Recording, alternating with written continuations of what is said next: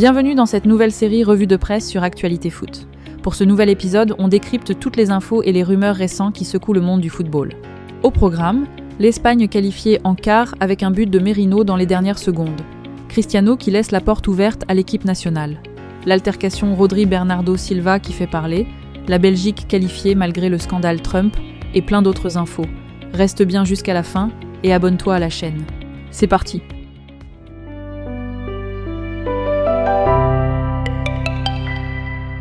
On commence par le choc de ce mondial qui a tenu toutes ses promesses. L'Espagne bat le Portugal 1-0 sur un but absolument dramatique de Mikel Merino dans les toutes dernières secondes de la rencontre. Un dénouement cruel pour le Portugal qui avait livré un match très équilibré et qui aurait pu faire basculer la rencontre de son côté à plusieurs reprises. La Roja file en quart de finale et attend maintenant son prochain adversaire. Et l'épisode le plus commenté de ce match n'était pas le but, mais bien l'altercation entre Rodri et Bernardo Silva. Dans les dernières secondes du match, Bernardo Silva a raté une occasion très nette en reprenant de la tête un centre de Conceição, mais sa tête est passée au-dessus. Et Rodri a célébré cet échec devant son ancien coéquipier de Manchester City. Bernardo Silva s'est mis en colère. En conférence de presse, Rodri a fait un mea culpa complet et sincère. Il a reconnu avoir commis une erreur en célébrant à l'endroit où Bernardo avait raté son but.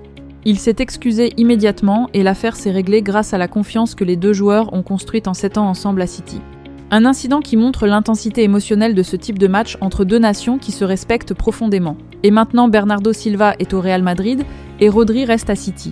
Leurs chemins se sont séparés sur un acte manqué et une célébration malvenue. Le football écrit parfois des histoires très particulières.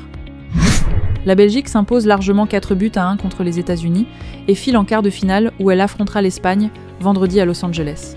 Rudy Garcia se réjouit de ce défi en déclarant que jouer contre l'Espagne en quart de finale d'un mondial envoie un message important. La Belgique a de grandes ambitions pour la suite du tournoi. Mais le vrai sujet autour de ce match, c'est encore l'affaire Trump et l'arbitre Rafael Klose. Après avoir obtenu l'annulation de la suspension de Balogun, Trump avait laissé entendre que l'arbitre brésilien était un peu suspect si l'on considère son passé. Des accusations graves et sans fondement lancées par un président en exercice contre un arbitre international, la FIFA a répondu avec fermeté en défendant publiquement la réputation de Klose dans un communiqué officiel. Pour Pierluigi Collina, responsable de l'arbitrage à la FIFA, Klose est un arbitre expérimenté et très respecté, et la FIFA a toute confiance en lui. Une réaction inhabituelle est nécessaire de la part de l'instance internationale face à l'ingérence politique américaine.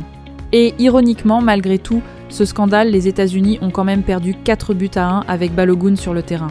L'histoire a sa propre façon de répondre aux provocations. Et maintenant, les déclarations de Cristiano Ronaldo après l'élimination du Portugal. Le capitaine portugais a été d'une classe absolue dans la défaite et ses mots ont touché tout le monde. Sur son avenir avec la sélection, il a été nuancé et sage. Il a reconnu que cette Coupe du Monde sera probablement la dernière de sa carrière, mais il n'a pas fermé la porte à une poursuite en équipe nationale. Il veut prendre le temps de réfléchir avec sa famille et ses proches avant de décider. Un message qui laisse espérer une continuation pour l'Euro qui approche. Sur la défaite, il a été fair-play et lucide. Pour lui, c'est l'Espagne qui les a éliminés et il pense qu'elle ira en finale ou s'en approchera très fort. Un hommage sincère aux champions d'Europe de la part d'un homme qui sait reconnaître la valeur de ses adversaires, même dans la douleur. Il est parti l'esprit tranquille, car le Portugal a tout donné. Et sur Roberto Martinez, qui a annoncé son départ du Portugal, il a eu des mots très émouvants. Il a dit qu'il a adoré travailler avec lui, que c'est un grand entraîneur et que ce qu'il a fait pour le Portugal est très important. Une belle fin d'aventure entre un capitaine et un sélectionneur qui se respectent profondément. Et l'image de Cristiano qui enlace Lamine Yamal à la fin du match restera comme l'un des plus beaux moments humains de ce mondial. La transmission entre deux générations capturées en un seul geste. Info mercato rapide en Liga. L'Espagnol officialise sa deuxième recrue de l'été avec l'arrivée en prêt de Kilinchi Hartmann, latéral gauche néerlandais en provenance de Burnley. Un renfort défensif bienvenu pour le club catalan qui prépare activement sa prochaine saison. Voilà les amis, c'est la fin de cette revue de presse Actualité Foot.